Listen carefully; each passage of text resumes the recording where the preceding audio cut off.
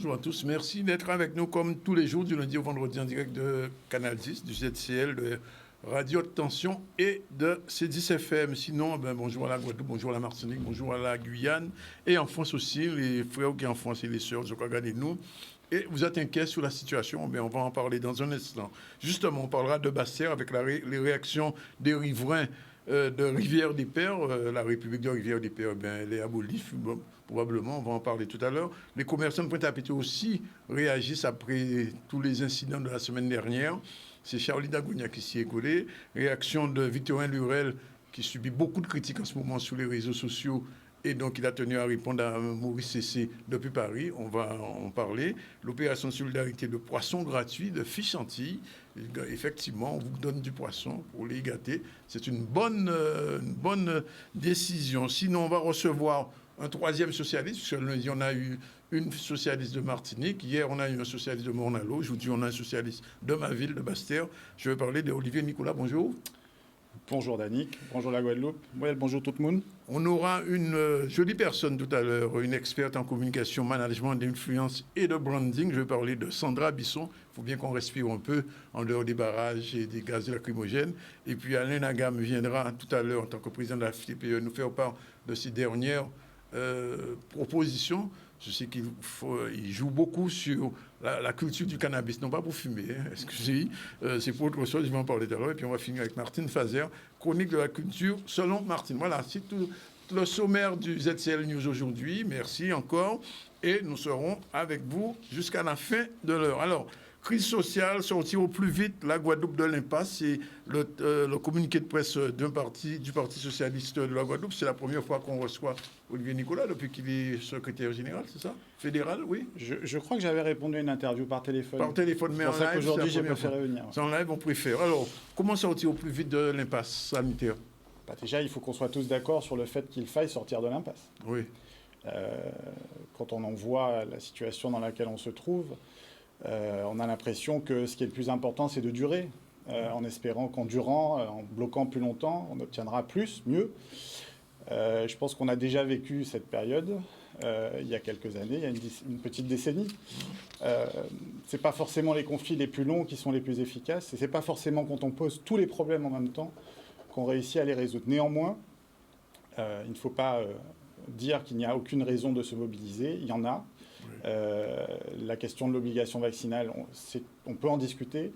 Après, c'est vrai qu'il y a en Guadeloupe un certain nombre de politiques publiques qui sont défaillantes, des situations qui sont dramatiques pour une partie de notre jeunesse. Il y a de la désespérance, mais il faut faire attention à ne pas croire que la désespérance, elle n'est que dans la jeunesse. Elle est aussi chez des chefs d'entreprise qui ont l'impression que leur vie est un éternel recommencement après des périodes de blocage. Et le sentiment qu'on a eu, en tout cas après un long débat que nous avons eu au Conseil fédéral du Parti socialiste il y a 2 jours, c'est qu'il y a une partie de la Guadeloupe, une partie importante de la Guadeloupe qui vit les choses comme s'ils étaient considérés comme des dommages collatéraux. Oui. Et je pense que dans la situation dans laquelle on est, il ne faut pas oublier que nous nous tenons tous quelque part. Nous sommes tous partis d'un pays, d'un territoire, et c'est yon mec à la vélote. Et on a quand même le sentiment là que pour régler le problème de quelques-uns, on est en train de créer d'autres problèmes ailleurs. Donc il faut qu'on se pose les questions de la manière dont on veut régler les sujets en Guadeloupe. Mais Olivier Nicolas, vous l'avez dit tout à l'heure, il y a 12 ans, on a eu à peu près le même problème. Oui. Un petit peu avant, on avait les mêmes problèmes. Est-ce qu'on n'est pas arrivé, sincèrement, au bout d'un système qui finalement est défaillant, qu'on change de président, puisqu'on a eu 14 ans de Lurel, on a eu Proto, on a eu Lurel, on a eu Chalus, deuxième mandature, les problèmes demeurent les mêmes, pratiquement, en gros, globalement. Alors qu'est-ce qu'il faudrait? Il y a des problèmes qui demeurent les mêmes, il y en a d'autres qui s'aggravent, il y en a de nouveaux qui apparaissent, oui. Il y a des sujets qui s'améliorent quand même. Mais la jeunesse, ça ne s'est pas amélioré. Depuis 20 ans, ça ne s'est pas amélioré. Non, par contre, qu'on ne dise pas qu'on n'a rien fait pour la jeunesse. Moi, je ne veux pas être dans la polémique, mais pour avoir été associé étroitement à la mandature 2004-2015, sur la jeunesse, il y a eu des efforts considérables en matière de formation professionnelle. Pas suffisamment peut-être. Peut-être pas, mais la question n'est pas de savoir si suffisamment. Moi, je considère que quand on a créé une école de la deuxième chance, qu'on a redressé, on a recréé une AFPA autour d'un outil qui s'appelle Guadeloupe Formation et qui, à l'époque, apportait cette novation que c'était, une habilitation législative. Lorsqu'on est là en train de rechercher des modalités adaptées à notre réalité, oui, nous avions fait cet effort de créer la Guadeloupe Formation. À l'époque, on appelait ça le CRFP, dans une optique d'adaptation à la situation locale. Quand on crée l'URMA, quand on a une politique d'ouverture de CFA, ça, c'est des choses qu'il aurait fallu amplifier, qu'il aurait fallu poursuivre. Là, on peut se rendre compte quand même que ces outils-là, ces structures-là, elles sont encore là, mais elles ont été globalement abandonnées. Ou en tout cas, elles auraient dû connaître... L'URMA est abandonné ? Non, je ne dis pas que tout a été abandonné. Je dis que globalement... Guadeloupe Formation ne fonctionne pas bien, on est d'accord. Mais l'école de la deuxième chance, c'était une volonté de s'attaquer à un problème qui est réel et qu'il faut qu'on assume et qu'on le voit. C'est qu'on a affaire aussi à une jeunesse qui est très éloignée de l'emploi. Oui. Ce sont pas des jeunes que demain on leur trouvera du travail, ils seront employables immédiatement. Oui. Il y a un travail de fond à mener avec cette jeunesse-là.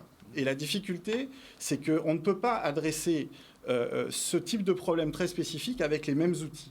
Donc on avait essayé de segmenter les choses de manière à ce qu'il y ait une réponse adaptée pour chaque type de situation. Sans dire que rien ne fonctionne, la seule chose qu'on peut voir, c'est que l'élan qui avait été donné, il aurait pu être poursuivi, il aurait pu être amplifié. Je pense que chacun a le sentiment aujourd'hui que ça n'a pas été le cas. Alors, quel est le frein ? Le frein, il est à plusieurs niveaux, mais quand on est dans notre réflexion, on se dit, il est commode de toujours remettre la faute sur les autres. Oui. Toujours commode de dire c'est la faute à l'État. L'État met des moyens, parfois pas suffisants. D'ailleurs, les socialistes, depuis 2017, ne cessent de faire des propositions, ne cessent de faire des amendements, de proposer à ce gouvernement d'agir mieux et de manière plus précise sur les maux de la Guadeloupe. Qui l'a fait ? Ce sont les socialistes qui ont fait ce travail-là. Alors, les parlementaires de la majorité, ils ont fait leur travail aussi. Mais la réalité, c'est qu'aujourd'hui, on fait le constat d'un bilan de 5 ans de Macron aujourd'hui aux Antilles, en Outre-mer. On est obligé de se rendre compte qu'un certain nombre de choses n'ont pas fonctionné. N'ont-elles pas fonctionné juste parce que l'État n'a pas fait suffisamment ? Ou est-ce que nous n'avons pas aussi, chez nous, des difficultés à mener nos propres politiques publiques ? Quand on voit un certain nombre de compétences qui sont complètement des compétences locales, on va parler de l'eau, évidemment. On va parler des transports, évidemment. Oui. On va parler des déchets, évidemment. Aussi, c'est toujours les mêmes on va parler de l'apprentissage et de la formation. Oui. Ça, ce sont des sujets sur lesquels nous avons les leviers. Oui. Or, on s'aperçoit que ça ne fonctionne pas comme ça devrait. Oui. Donc, il faut aussi se regarder nous-mêmes, se demander pourquoi les politiques d'insertion, j'y étais étroitement associé quand j'étais au conseil départemental, pourquoi les politiques d'insertion ne donnent pas toutes leurs pleines mesures, alors qu'il y a des moyens qui sont mis. On sait que les dossiers Fonds social européen, les dossiers FSE, sont très compliqués à monter. Mais pour autant, on a eu aussi affaire à des structures qui répondent à des appels d'offres, qui font des propositions, des projets, des chantiers d'insertion. Soit c'est très difficile à mettre en œuvre, soit on s'aperçoit que ces structures-là elles-mêmes, elles sont en faiblesse. Ouais. Et sont parfois des structures locales. Je vais prendre un exemple. J'ai entendu, il n'y a pas très longtemps, on a fait tout un truc sur la Will Academy, en accusant, alors, y compris le Parti socialiste, de manière absolument mensongère et diffamatoire, et des suites seront données à ces accusations-là, en disant que il y a eu un détournement. Je ne sais pas s'il y a eu détournement. Par contre, ce que je sais, c'est que le conseil départemental a été spolié dans cette affaire, et qu'à partir de ce moment-là, il défendra ces méthodes. Mais on a eu aussi affaire, donc, dans l'insertion, à des structures, à des associations, qui font de l'argent sur la misère et la désespérance de la jeunesse. Alors ça signifie quoi ? Qu'il faut plus d'État ou bien plus de régions ? Mais dans certains cas, l'État, il est nécessaire de l'interpeller. Sur l'eau, par exemple, je ne vais pas simplement dire que c'est la faute des élus. Oui. On dit depuis longtemps que ça fait 20 ans, 30 ans, 35 ans, 40 ans que le problème de l'eau se pose. Oui. La réalité, c'est aussi qu'il y a eu une défaillance du contrôle de l'égalité. Il y a eu une défaillance de contrôle des multinationales qui étaient ici. Tout le monde le sait. Oui. En revanche, Quand on fait... Ça veut dire que vous êtes en train de dire que même sous la mandature de l'UL, il y a eu un manque de contrôle de ces choses. Moi, pendant 14 ans. Non, pendant 14 ans, l'eau n'était pas une compétence de la région. Nous étions là pour... Non, on finançait. Mais au Conseil général, on pouvait voir quand même. Écoutez, oui, bien sûr. Le Conseil général faisait son affaire. Je rappelle encore une fois, la compétence de l'eau n'était ni une compétence du Conseil régional, de l'État à l'époque, ni même une compétence du Conseil régional, du général. C'était par contre, il y avait de l'eau agricole qui était dans les compétences du département. En revanche, je redis, l'État avait son rôle de contrôle de légalité à faire, mais surtout, on crée un SMO. C'est très bien. On le crée en lien, certains ont dit en complicité avec l'État. Oui. On crée ce machin. Voilà. On le fait par une loi. On se réjouit que finalement ce SMO voit le jour. Mais sans moyens. Sans moyens, parce qu'à un moment donné, il aurait fallu que tous les élus se mettent ensemble pour dire au gouvernement En Marche, non monsieur, vous ne pourrez pas nous demander, nous dicter les choses comme ça sans mettre votre part du travail. Il y a 400 millions en l'air. Je ne parle même pas de ces 400 millions. Oui. Donc il y a un moment donné où il faut qu'on fasse notre examen de conscience, chacun à sa mesure. Nous, ce qu'on a voulu dire à travers ce communiqué, c'est qu'on ne peut pas s'exonérer des responsabilités. On ne peut pas s'exonérer, mais je veux dire localement, et là c'est collectif, et j'inclus les moments où nous avons été aux responsabilités. Mais par contre, sur les 5-6 années qui viennent de s'écouler, il y a un moment donné, on nous a expliqué Macron c'est bon, il faut prendre du Macron. Et on a pris du Macron, et on a tout justifié, et on a tout accepté. Donc c'est bien. Sauf que depuis 6 mois, on dit que c'est pas bien, c'est plus bien. Donc à un moment donné, c'est compliqué d'avoir cette crédibilité-là qui nous permet de dire, voilà comment on va essayer de résoudre le problème. Moi, je suis désolé, le gouvernement a fait de mauvaises politiques au niveau local. On a trop souvent laissé faire. Il y a plein de mesures qui ont été faites, la suppression de la TVA NPR, l'abattement fiscal, toute une série de mesures, la fin des emplois aidés. Regardez, ça c'est un scandale. Oui. On arrête les emplois aidés en 2018 en expliquant non, c'est pas comme ça qu'on va résoudre le chômage aux Antilles, outre-mer. Oui. Et qu'est-ce qu'on fait aujourd'hui? Il y a un problème, une crise, 1000 emplois aidés. Oui. Quelle est la cohérence? Il y a quand même un sujet. Alors, autre chose, on va revenir sur le rôle de l'État et compagnie, mais est-ce que, en tant que secrétaire fédéral, comment vous jugez l'attitude de M. Lecornu qui est passé ici presque en voyage de vacances? Parce qu'il n'a rien réglé, il n'a rien résolu. Même pas en Martinique, où il y a eu des réunions, rien n'a été résolu. Qu'est-ce qu'on peut dire de ce type de fonctionnement? Parce que j'ai entendu des élus, même proches de vous d'ailleurs, dire que c'était du mépris pour les politiques guadeloupéens. Le style peut toujours être critiqué. Parce que chaque ministre a son style. Il vient, on entend des paroles méprisantes et arrogantes sur toutes les antennes depuis 3 semaines. Hein. Donc, on peut se trouver que le respect, il n'est pas forcément partout. Il est même parfois un peu nulle part. Oui. Mais le ministre vient avec son style. On le prend, on le prend pas. Bon, c'est une perception des choses. Non, le ministre, si on pense qu'il était venu régler le problème, c'est qu'encore une fois, on attend tout de l'État. Et je pense que dans cette affaire, on est au cœur de nos contradictions. Et le ministre, je pense qu'il a pris un malin plaisir à venir nous placer devant nos contradictions. Et je pense qu'il a pris un malin plaisir à venir voir aussi ses amis politiques, ses soutiens locaux, pour bien leur faire comprendre que comme depuis 15 jours, 3 semaines, on entend une chose, l'État a abandonné de la part de gens qui ont soutenu ce gouvernement. Je pense qu'il est aussi venu montrer qu'il ne prend pas cette manière de procéder. Et d'ailleurs, je pense que quelque chose est interpellant. Vous dites qu'en Martinique, il n'a rien réglé, mais j'ai trouvé que son approche, la manière de gérer les choses était différente. Mais les syndicats ne sont pas contents. Hein, ah ben non, les syndicats ne sont pas contents, mais comme je vous dis, vous l'avez dit vous-même, rien n'est réglé sur le fond. Oui. En revanche, on a quand même voulu montrer qu'il y avait une autre manière d'aborder le sujet, peut-être parce que ici, politiquement, ça coince un peu.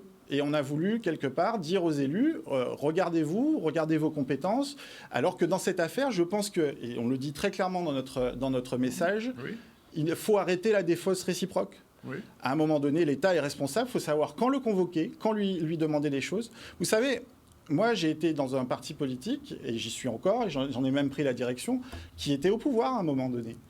Oui. Et je pense que on n'obtient rien en étant simplement en demande et puis en demande gentille. Le cyclotron, je peux vous dire, pour avoir assisté au débat qui a précédé l'annonce de François Hollande au moment de sa visite, ça a été un combat. avec ses amis politiques, on est au combat. C'est comme ça qu'on obtient des financements, c'est comme ça qu'on obtient des projets, qu'on défend des projets, qu'on obtient qu'ils soient menés dans le territoire. Peut-être que depuis 6 ans, 5 ans, 6 ans, on ne défend pas suffisamment de choses et on n'apporte pas suffisamment de réponses. Et ça, c'est aussi une question d'articulation entre l'État et nous-mêmes, nos collectivités. Alors, je voulais parler un petit peu du Parti socialiste. Est-ce que c'est la remarque qui est faite et qu'on observe que le Parti socialiste, son ancien Parti socialiste, a manqué depuis la dernière mandature de notre ami Hilaire Boudet le social. Parce qu'on n'a pas senti le Parti socialiste impliqué dans la vie sociale et économique du pays. Bon, il y avait bien sûr des interventions dans les assemblées, mais au niveau du terrain réellement, est-ce que vous, Olivier Nicolas, vous avez changé cette donne ?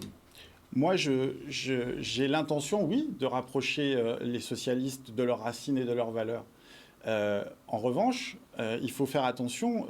Oui, le mouvement social, il dit des vérités, il porte des combats avec lesquels on peut être en phase. Néanmoins, moi, je ne suis pas dans un parti, en tout cas, je n'ai pas le sentiment d'être dans un parti qui n'est pas un parti responsable, que ce n'est pas un parti de gouvernement. Et oui. Ça, encore une fois... Il a été un parti de gouvernement. Non, mais c'est un parti de gouvernement. C'est un parti responsable. Donc, il ne peut pas être du côté du désordre. Oui. Et en Guadeloupe, nous a dit tout le temps, si on désordre, qu'à mettre on l'aude. Le problème, c'est général, c'est vrai. Ouais, non, c'est vrai, mais si ni trop désordre... Non, mais si ni trop désordre, et si ni tout le temps désordre, peut-être que c'est là qu'on doit s'interroger aussi sur notre manière de procéder. Je reviens à ce que je disais tout à l'heure. Regardez le mouvement actuel, les blocages, l'école, pas d'école. Oui. Et c'est pas comme s'il n'y avait pas d'école juste depuis 3 semaines. Ça fait 2 ans, Danick. Oui, 2 ans, Timoun, Pakaï, l'école. Donc à un moment donné, on doit se dire, OK, ce sont des dommages collatéraux ? Non. Moi, je suis désolé, ça fait partie... Non, c'est pas une question de à qui la faute. Ah, mais faut garder mais non, là, nous qu'a dit, on nous pas qu'à faire omelette sans casser les œufs, c'est ça. C'est ça l'expression. Voilà. Eh ben, moi, je suis désolé, la révolution, c'est bien. C'est bien quand il y a des situations insupportables. Et pour certains, les situations sont insupportables. Mais encore une fois, je suis désolé. Le pays, il se construit avec tout le monde. Oui. Et encore une fois, il ne faut pas qu'on cherche à régler. Je prends un exemple encore. L'emploi des jeunes.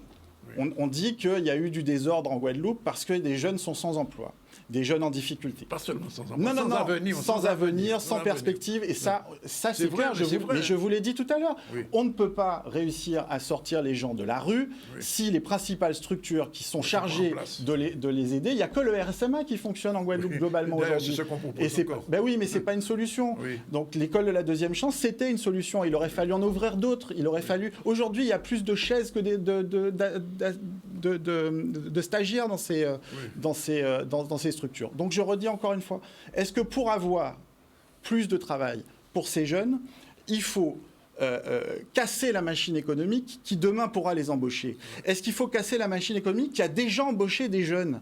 Est-ce que pour que d'autres jeunes aient du travail, il faut que ceux qui en ont aujourd'hui le perdent? Ça, c'est la vraie question qu'on doit se poser. Donc il y a d'autres formes de mobilisation aujourd'hui qui sont possibles. Il y a d'autres manières de s'exprimer. Il faut interpeller les responsables quand c'est nécessaire. Mais encore une fois, je reprends...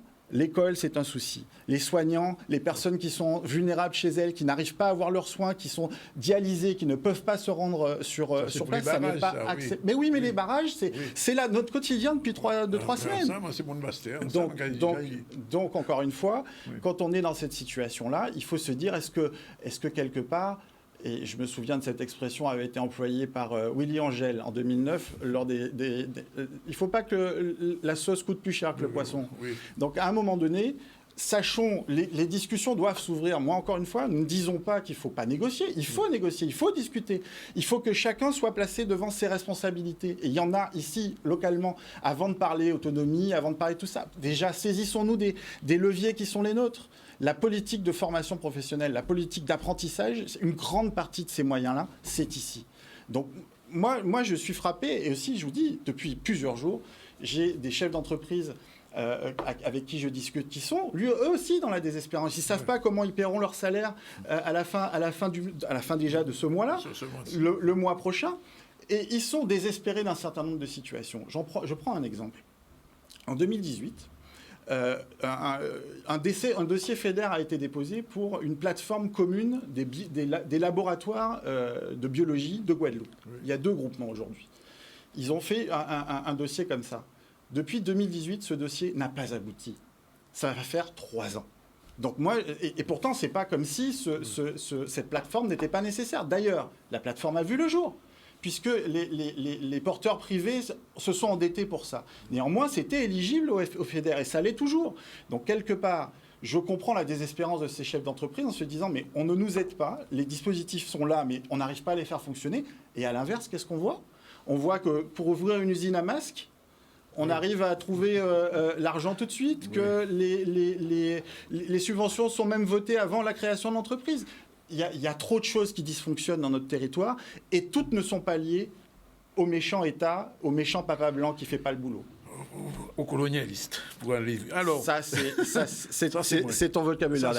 Alors, les socialistes seront force de proposition en affirmant que le nombre de solutions sont d'ores et déjà entre nos mains. C'est ce que je viens de vous dire. Oui. Mais quelle proposition le PSP fait aujourd'hui, puisque les négociations entre les syndicats et les partis et la classe politique qui a refusé qui refuse Macron pour aller vite, est en train de se mettre en place dans les jours qui viennent. Qu'est-ce que le PS fera comme proposition concrète aujourd'hui, sans tomber dans la critique ni la polémique? Non, le problème, c'est qu'il ne faut pas que chaque fois qu'on dit quelque chose qui pointe une critique, moi, vous savez, j'ai passé 6 ans comme directeur de cabinet dans une collectivité, les critiques, c'était du matin jusqu'au soir, et d'à peu près partout, et d'à peu près tout le monde. Donc on aurait le droit de dire les choses comme ça. Moi, je dis encore une fois, ce sont des critiques argumentées, je pense que je ne suis pas dans la polémique, au contraire, j'essaie d'identifier un certain nombre de sujets sur lesquels nous sommes défaillants collectivement. Et j'inclus les collectivités dans lesquelles j'ai eu à avoir des responsabilités. Mais je pense qu'il ne faut pas se résigner à cette impuissance publique là. Les propositions qu'on peut faire, moi, déjà, j'ai souvenir que la dernière loi importante du quinquennat François Hollande, c'était la loi sur l'égalité réelle. Elle portait toute une série de sujets d'égalité réelle, justement, parce qu'au fond du fond, c'est ce qu'on réclame. C'est ce qu'on réclame depuis toujours, que cette devise liberté, égalité, fraternité ait un contenu et une réalité. Et c'est une des principales valeurs de gauche aujourd'hui, c'est une des principales valeurs socialistes, c'était une belle loi. Moi, j'ai entendu la dérision avec laquelle elle avait été accueillie ici. Et pourtant, dedans, il y avait un plan pour les jeunes, il y avait un plan d'investissement, il y avait même des modalités de meilleure reconnaissance des syndicats, et il y avait même les bases d'un futur dialogue social pour que les conventions collectives en Guadeloupe soient mieux respectées. C'est une demande du mouvement social. Cette loi a été, premièrement, accueillie avec dédain par un certain nombre de personnes ici, qui soutenaient Emmanuel Macron qui était en campagne. Je dis juste une chose, la première chose que ce gouvernement a fait, c'est de mettre sous l'éteignoir cette loi et de ne pas chercher à l'appliquer. Aujourd'hui, il y avait même un plan de convergence et de transformation. Ça n'a pas eu l'ambition et l'objectif qui était fixé. Et ça doit nous donner une leçon, Yannick. Oui. On est à 6 mois d'une élection présidentielle. Les engagements que prendra ce gouvernement, combien de temps tiendront-ils ? Bonne question. Puisqu'on est là en train de se poser la question de savoir comment on va faire. Combien de temps ça va tenir ? Est-ce que si le président de la République est réélu, et peut-être que c'est ça qu'on va nous dire, c'est en gros, vous voulez de belles promesses, on va vous les faire, et réalisez-nous, et ça marchera. Oui. Moi, je pense qu'encore une fois, il ne faut pas tomber, il ne faut pas être otage de ces questions-là. Les lois, quand elles sont votées, et elles doivent dépasser, il doit y avoir une continuité dans leur application. Une dernière chose, c'était à l'ordre du jour, vous étiez encore... Juste une chose, parce que les propositions, il y en a. Oui. Par exemple, sur le prix de l'essence. Oui. L'État a les moyens aujourd'hui, puisqu'on dit qu'on va tous recevoir un chèque de 100 €. Or, aujourd'hui, on a fait la démonstration, c'est un de nos communiqués d'il y a 3-4 semaines, où on a expliqué que le prix de l'essence, c'est quasiment 20 € de plus, le plein, par rapport à janvier. Donc, vous voyez, les 100 €, ça va être vite fait. Dans le précédent communiqué, j'ai vu donc, ça. la vraie question qu'on doit se poser, c'est est-ce que l'État a les moyens de bloquer les prix ? C'est ça que nous lui demandons. Ça, c'est une proposition. Il peut bloquer les prix, il a les moyens de le faire. Et réduire les marges de la région aussi sur le prix de l'essence, non, vous savez, au niveau de l'État. Vous savez, la région, elle a une taxation, et c'est un peu de pédagogie qui est nécessaire à faire. On dit, quand le prix de l'essence augmente, la manne régionale augmente. Ce n'est pas vrai. C'est une taxe sur le volume. Oui. Donc ça veut dire que quel que soit le prix, c'est toujours la même ponction qui est faite sur le litre d'essence. Et qu'est-ce que ça veut dire concrètement? Ça veut dire que le prix augmente, la manne régionale reste la même, voire même diminue, puisque plus le prix augmente, moins les gens consomment. Oui. Donc aujourd'hui, nous ne demandons pas à affaiblir les collectivités. Elles sont déjà suffisamment en difficulté, quand même. Et c'est aussi un des éléments qu'il faut prendre en compte. On va avoir des négociations sur des embauches. Est-ce qu'on va demander aux collectivités d'embaucher? Ouais. C'est là aussi où nous disons, il y a une question d'entreprise. Ce sont les entreprises qui embaucheront les jeunes. Donc attention de ne pas casser la machine économique. On revient juste sur la question de l'essence. Donc nous, ne demandons pas ça. Nous demandons à l'État, parce que c'est un prix politique, le prix de l'essence. C'est un prix qui est fixé par l'État. Il a les moyens pendant quelques temps, pendant que c'est chaud, pendant que ça brûle sur les marchés mondiaux, il a la possibilité de tenir cette fiscalité. Autre proposition, parce que vous voyez, on peut en avoir plusieurs. Moi, je peux faire l'électoralisme aussi et dire, Anne Hidalgo, ma candidate, qu'est-ce qu'elle dit?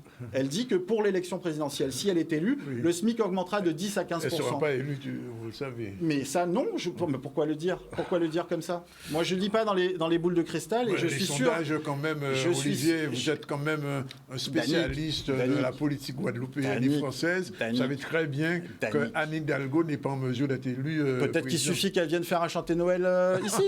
Ça porte bonheur, il paraît, électoralement parlant. Non, mais très sérieusement, Non, il faut, à un moment donné, il faut aussi qu'on sache qu'il y a des politiques qui sont conduites par des gens qui ont fait des promesses. Je rappelle, c'est bien de défiler dans la rue. Je sais que la mode n'est pas aux élections. Mais jusqu'à nouvel ordre, dans une démocratie, la seule manière de faire avancer les choses, c'est de voter pour les bonnes personnes. Donc nous allons nous atteler à proposer les bonnes personnes au niveau national et au niveau local. Donc, parce qu'il n'y a que par la démocratie qu'on réussira à sortir du Dallot nouillé-lala. Un dernier point, un petit mot. Faut-il relancer le Congrès? Mais le Congrès... Parce qu'il s'est arrêté il y a pratiquement 2 ans maintenant, sur une proposition de 97, la résolution 97. On prend 3 minutes là-dessus? Parce que ça, une minute et demie, on a pratiquement fini. C'est un vrai sujet. Non, le Congrès n'aurait jamais dû s'arrêter. Il s'est arrêté pourquoi? Il s'est arrêté à la fois parce qu'il y a eu le confinement du Covid en début 2020, et puis peut-être aussi parce que tout le monde ne voulait pas forcément aller au bout de ce truc-là. Le débat sur l'autonomie, quand même, c'est... Le Cornu, c'est ce qu'il nous a montré quand même ces derniers jours. Il a voulu nous montrer que c'est un débat, à la fois on est pour l'ouvrir, et en même temps dès qu'on l'ouvre, on dit surtout pas. Le Congrès, oui, il doit être relancé. Ce sont les socialistes qui l'ont relancé. Ils l'ont relancé sur des bases très claires. Sauf que Josette n'est plus là. Oui, mais alors, ça n'empêche pas. Ça n'empêche pas. C'est une décision qui était prise politiquement, portée politiquement par la présidente, mais qui était une décision des socialistes de dire nous sommes prêts à rouvrir cette question-là. Nous ne sommes pas des freins au débat sur l'autonomie, mais attention, nous proposons un autre chemin que celui qui est traditionnellement l'opposition de 73 et 74, parce que quand on réfléchit 2 secondes, le 74, il n'est pas si intéressant que ça. Et surtout, on n'a pas les garanties d'arriver jusqu'au bout du processus. Donc, il faut peut-être demander et travailler sur une autre façon de procéder. Façon particulière. Et c'est pour ça que nous avions proposé de demander, et c'est l'engagement très clair que nous aurons à demander au prochain président de la République, une révision constitutionnelle pour modifier les modalités d'exercice des compétences et d'organisation territoriale des collectivités locales. On peut toujours rêver de relancer, comme on a fait en 2003, les travaux du Congrès, un projet, une question. Enfin, on va pas. Et arriver au référendum et se rendre compte que finalement, on n'est pas plus avancé sur ce qu'on veut.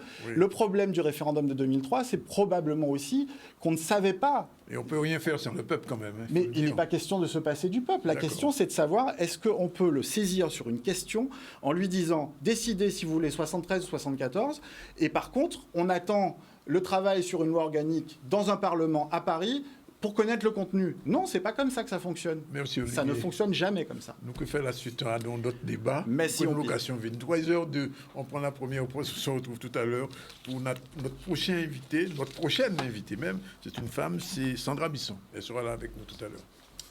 Voilà, il est 13h10 et c'est l'heure de retrouver Miss Guadeloupe. Bonjour Sandra Husson. Miss Guadeloupe, c'était il y a combien de temps? Ah, le raccourci. Bonjour à tous. Alors, c'était il y a combien de temps? Il y a 20 ans. Cette année, Déjà on 20 fête ans les 20 ans. Voilà, Les 20 ans, bon. de la promo Miss France 2001. Ben, c'est elle qui était Miss Guadeloupe il y a 20 ans. Elle a été la première devine de Miss France. Mais on reviendra vers elle tout à l'heure parce qu'elle est experte en communication, management d'influence et de branding. On va vous expliquer tout à l'heure ce que c'est. Pour l'heure, on revient sur nos barrages, particulièrement dans ma région, à Basse-Terre, à Rivière-des-Pères. C'était très chaud. C'était la République de Rivière-des-Pères. Depuis 2 jours, le préfet a pris une décision empêchant aux gens de se réunir. Plus de 6 personnes. Olivier Félix était sur place, on regarde. Ah ouais, bon, ça, on pas compte. Ah non, ça pas compte. Mais nous sommes un moment où là où on change à Sidoa, on les consomme en animal. Et parce que deux moments, c'est tout gars qui machin, deux moments, il y a comme de l'argent, bon, et on ça on les, pourquoi obligé bon bah un petit monnaie, on a dit bon c'est des jeunes putain mais il y a profiter. À part contre grève là. Demain, moi pas vacciné. Fait Macron à vacciner, faut faire là aussi. Mais à part contre, pour tout le monde veut vacciner. Mais manière là non, c'est qu'elles sont autorisées. C'est-à-dire que c'est comme si ils ont besoin, ils ont mettre en loi. Mais à part qu'on s'ajoute ouvert. Éviter là qu'il y a une critique. Donc obligé quand même. Faut pas ton gamme.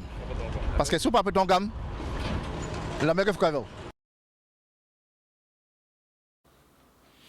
Il y a un sujet, là c'était sur Montebello, mais il y a un sujet sur Rivière-des-Pères, je crois. On va le voir tout de suite.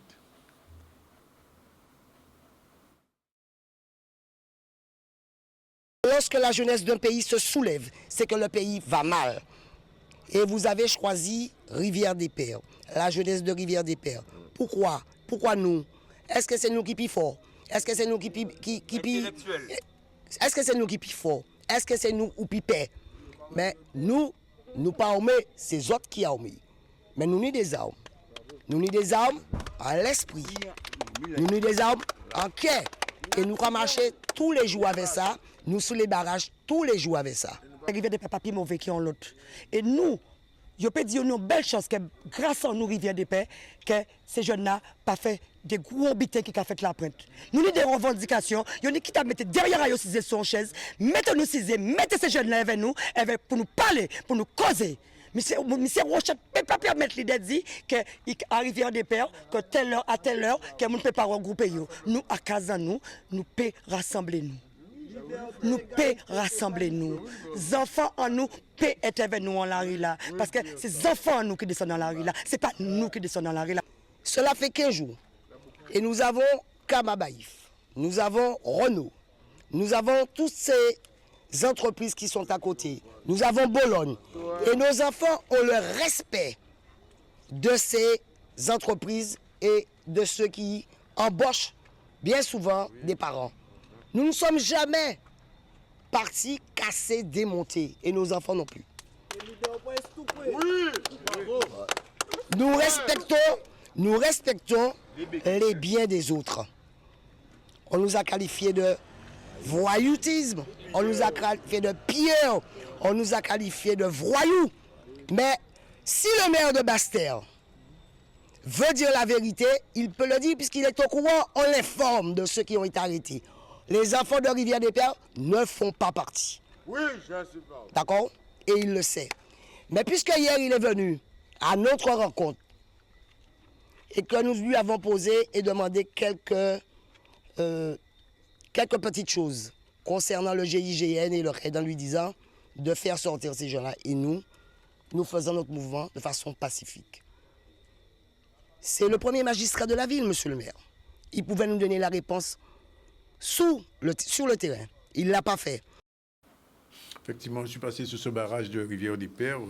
Je vous assure qu'il était bien barré. Pour ça, il était bien barré, mais il n'y a pas eu de violence. Et à plusieurs reprises, nous avons eu l'occasion de voir un peu à Basse-Terre ce qui se passait. Bref, c'est passé. On revient vers Pointe-à-Pitre. Pointe-à-Pitre, les commerçants, eux, ont été vraiment agressés dans leurs magasins. Plusieurs magasins ont disparu, pratiquement brûlés, vandalisés. Réaction des commerçants. On avait déjà eu M. Pelliculier ici, mais Charlie Dagonia est allé voir des commerçants à Pointe-à-Pitre. Réaction.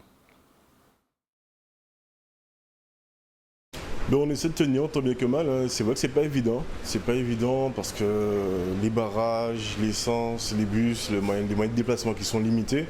Donc du coup, on a beaucoup moins de clients qu'avant. Donc déjà avant, c'était un peu compliqué avec le Covid et tout. Et aujourd'hui, on se retrouve avec des contraintes supplémentaires. Mais bon, même si c'est vrai que c'est pour une bonne cause, parce que bon, voilà, on a les raisons pour lesquelles ça se fait, que ça se passe. Mais la reprise est plutôt compliquée, un peu difficile, c'est lent. Les gens sont pas aussi présents qu'avant. On fait de notre mieux, mais on sent qu'il y a une différence comparée à avant. On sent que ouais, l'économie, on prend un sacré coup. Les entreprises, on a du mal à suivre le rythme. Et bon, mais on fait ce qu'on peut. On fait tant bien que mal, on tient, on essaie de s'organiser, de s'adapter en fonction des choses. Mais c'est vrai que ouais, on sent la différence au niveau du mouvement, au niveau de la reprise même. Mais bon, quand on sait pourquoi on ressent ça, les raisons pour lesquelles ça se fait, on sait que c'est pas pour rien. Il y a jamais rien sans rien de toute façon. Il faut, je pense, en arriver à certaines extrémités pour pouvoir avoir du résultat. Et parce que ça fait longtemps que nous, la Guadeloupe, on souffre aussi de certaines choses. Donc voilà. Après, voilà, c'est un tout. Alors, pas seulement pour nous, mais pour tous les commerçants de Pointe-à-Pitre, c'est très dur avec tous les barrages sur tous les côtés. Il y a aussi des commerçants qui ont été pillés, volés. C'est pas normal et c'est très dur pour tout le monde. Pour moi, aujourd'hui, là, cette année, la Noël, c'est comme le Père Noël. C'est vraiment être un enfant pour y croire. Parce que franchement, la Noël, là, déjà, je pense que j'ai entendu, à ce qui paraît, hein, je ne dis pas que c'est une vérité, je n'affirme pas. Mais à ce qui paraît, on va être confiné à partir du 15 décembre au 15 janvier, à ce qui paraît. Donc la Noël, franchement, j'espère quand même qu'on va pouvoir faire un peu de chiffres, mais si jamais on est vraiment confiné, là, Noël aura disparu vraiment là, pour cette année. Effectivement, les rues de Pointe-à-Pitre étaient encore assez vides hier après-midi. Ce matin, ça commence à bouger un peu, ça commence à se réorganiser, mais ça va être compliqué, très dur pour les commerçants de Pointe-à-Pitre. On leur souhaite bonne chance. Sandra Bisson, vous remercie d'être avec nous. Alors, j'ai envie de savoir, qu'est-ce que c'est une experte en communication, management d'influence? Merci pour l'invitation.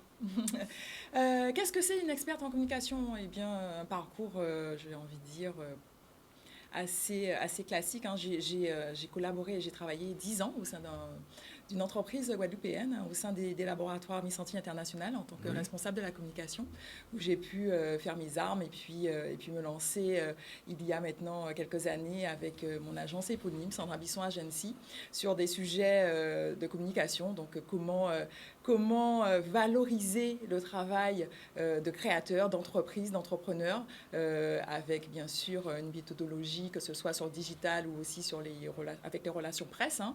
Et puis depuis peu, en mars cette année, l'agence a lancé... Alors oui, effectivement, c'est ce que je disais, l'agence a été montée il y a quelques années, donc 2017 pour être plus précise.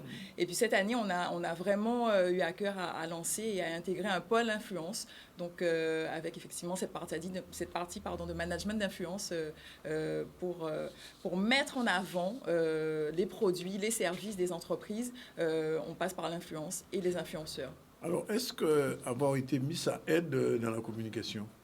Parce que c'est quand on a été mis, il y a tout un parcours qu'on fait pendant une année, pratiquement on arrête tout et on est un peu partout. Est-ce qu'après, on peut dire qu'avoir été dauphine de Miss France et avoir été sur Miss Guadeloupe, ça a aidé à monter l'entreprise personnelle? Alors oui, bien sûr, être Miss et être Miss Guadeloupe, déjà, c'est un catalyseur de rencontres. En une année, on rencontre énormément de personnes.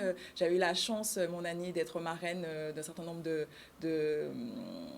causes et puis également de structures, hein, que ce soit le SMA, pour pouvoir donner son sang également, je m'en souviens. Donc forcément, on a envie, bien entendu, de continuer dans cette démarche de valorisation. Hein, quand on est ambassadrice et effectivement, on met notre regard et on influe un petit peu déjà. Et puis c'est vrai que les rencontres font que j'ai eu la chance après de travailler... On a pratiquement un agenda après. Oui, mais j'ai eu la chance de travailler pour un magazine touristique déjà, Destination Guadeloupe, à l'époque, et de collaborer aussi avec le comité des îles de Guadeloupe. Oui. Donc c'est sûr que les rencontres s'additionnent et au résultat, on voit que la communication, elle est toujours présente. Mais je pense qu'avant même cela, j'avais déjà effectivement des résonances dans ma jeunesse sur la communication par rapport à ce que j'ai pu faire. Alors, est-ce qu'aujourd'hui, en Guadeloupe, puisque vous travaillez à la fois en Guadeloupe et en France, Exactement, oui. oui. En Guadeloupe, on vend bien la communication? Est-ce qu'en Guadeloupe, on vend bien la communication? Oui. Est-ce qu'en tant qu'entreprise, entrepreneur, vous avez suffisamment de clients pour pouvoir tenir la route, comme on dit? Alors, on va dire que les débuts n'ont pas été forcément si simples, puisque je me suis lancée à mon compte en 2017, après, effectivement, une période de 10 ans de salariat. Donc, c'est apprendre à être entrepreneur, c'est pas toujours évident. Et puis, effectivement, de par un carnet d'adresses riche entre l'Hexagone et puis les régions d'outre-mer et même l'Afrique, j'ai pu en solo avoir un certain nombre de clients. Donc merci à eux pour leur confiance. Et puis ça demande, bien sûr, d'être entrepreneur, ça demande, on ne va pas se mentir, ça demande puisqu'on a un client, il faut le garder d'une part, et puis c'est aussi cette idée de toujours se renouveler, de toujours être au plus haut des compétences, puisque en communication et maintenant avec la communication digitale, il y a énormément de nouveautés. Donc pour ce faire, carnet d'adresses rempli, clients, on peut en avoir plus.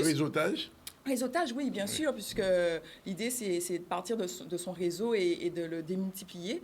Et en l'occurrence, c'est une prestation que j'offre avec ces relations publiques, parce que pour le coup, se faire connaître n'est pas forcément donné à tout le monde. On peut avoir le meilleur produit du monde, mais si on le garde pour soi, ça ne sert à rien. Alors, je pose une question à risque. Est-ce que c'est compliqué, les relations avec la presse? Non, surtout dans ce domaine de valorisation. Non, les relations sont bonnes. On est sur... Les journalistes jouent le jeu? Oui, en général, les journalistes jouent le jeu. Et on dit allô, c'est Sandra, elle dit oui, ok. Alors, pas forcément comme ça, parce que pour le coup, il faut trouver effectivement l'angle de communication, et c'est aussi mon travail, de trouver l'angle qui peut intéresser la plupart de l'audience, pardon. Et quand on a trouvé cet angle, forcément, ça se travaille. Ce sont des axes et des stratégies à prendre dès le départ pour un lancement, pour des nouveautés produits. Donc, en général, les journalistes jouent le jeu parce qu'ils voient effectivement le travail qui a été fait en amont, alors que si vous venez tout seul et vous dites, bon, j'ai le meilleur produit du monde, mais pourquoi sans savoir, c'est sûr que ça peut passer à la trappe. Donc, il y a une empathie et une bienveillance des journalistes. Parce que c'est Sandra Bisson. Alors, on va dire que parce que c'est Sandra. Donc... Oui, parce que Sandra, mais oui, ça joue aussi, ça joue son rôle. Alors oui, bien sûr, dans la communication, il y a de l'humain. C'est forcément émetteur-récepteur et à qui on parle. Donc, je vous parle à vous comme je vais parler à une autre personne. Et puis, bien sûr, il y a des sensibilités humaines qui sont présentes. Mais je ne vais pas dire que c'est parce que c'est Sandra, c'est parce qu'il y a un travail, il y a effectivement derrière une réflexion en amont. Alors, juste avant l'émission, quand on a vu votre flyer faisant la promotion de l'émission, il y a un élève de BTS Communication qui m'a posé la question, comment, quand une entreprise de communication vous contacte, qu'est-ce que vous leur proposez, comment ça se passe en général? Sans entrer dans tous les détails, mais globalement, comment ça se fait? J'ai pas compris. Quand une entreprise de communication, une entreprise vous propose, vous dit, bon, j'ai besoin de la com pour tel produit, bouquin, un CD, n'importe quoi, quelle est votre réaction? Comment ça se met en place?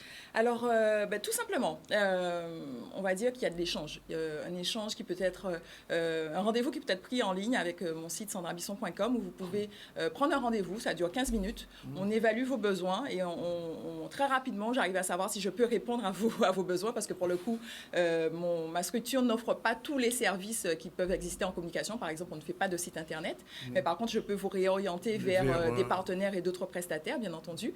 Et l'idée, effectivement, c'est de vous écouter, de savoir ce que vous avez envie de faire et de vous aiguiller avec ce qu'on peut offrir. Donc, clairement, on a 3 pôles, relations presse et public et bien sûr toute la partie stratégie dont je vous parlais qui est vraiment importante et indispensable. Et puis, une autre partie, effectivement, sur le branding, l'image, sur la création de contenu, et d'ailleurs, Dany, vous êtes toujours j'ai envie de vous faire un clin d'œil sur les lunettes. Je ne sais pas si vous avez remarqué, parce qu'il a ce chic d'avoir toujours la lunette assortie aux vêtements. Et effectivement, je pense que ça découle aussi de mon parcours de Miss, hein, et puis ce côté un peu esthète. Donc, comment vous mettre en avant sur des images vidéo, photos, quoi dire, le choix des mots est important, le côté format, quel format utiliser pour quel support, hein. On ne communique pas forcément de la même manière sur les supports print, hein, les magazines, qu'en ligne. Sur le digital, il y a quelque chose de plus spontané en général. Donc voilà, c'est un petit peu codifié, et l'idée effectivement c'est de vous dire très rapidement si vous convenez plutôt à du shine, à du comment dirais-je, ou plutôt à de l'influence, si vous avez besoin des influenceurs, des créateurs de contenu pour pouvoir effectivement vous faire connaître. Alors, on dit souvent qu'en matière de communication, quand ça marche bien, c'est l'entreprise, quand ça marche mal, c'est le communicant ou la communicante qui a été mauvaise. Oui, ça peut être ça, mais j'ai envie de dire, c'est pas que ça, puisque l'entreprise, quand elle veut communiquer, elle a ou les moyens, parce que c'est une structure, une PME, et là on s'adresse souvent à un responsable de communication qui a besoin de renfort sur des parties bien précises, hein. On peut arriver en renfort, et c'est ce qu'on fait avec l'influence, où on a développé des concepts événementiels, que ce soit aussi le côté jeu, avec des créateurs de contenu qui viennent en renfort d'un produit qui est déjà existant et qui demande d'avoir plus de visibilité ou entre guillemets plus de ventes. Donc là, c'est vraiment du renfort. Et on peut arriver effectivement sur des sujets où c'est une petite structure, c'est un entrepreneur, où là, il a vraiment besoin de coaching, d'accompagnement, et on répond aussi à ces demandes. Donc ça veut dire qu'en Guadeloupe, il y a un bon marché pour la com quand même? Oui, il y a un bon marché, puisqu'en l'occurrence, je ne sais pas si vous avez remarqué, mais on a énormément de jeunes qui reviennent et qui mettent en place des super projets déjà. Donc, on les salue, hein, parce que pour le coup, on sait que ce n'est pas évident. Et puis, il y a des structures qui ont besoin de renfort en communication, c'est ce que je vous expliquais, parce que sur des données bien précises, et notamment sur l'influence, je crois qu'il y a vraiment matière à faire avec des créateurs de contenu toujours de plus en plus créatifs pour pouvoir valoriser vos produits, vos services également. Alors, il y a des gens qui ne savent pas ce que c'est. Juste un petit mot quand même, c'est quoi le branding? Le branding, c'est l'image de marque.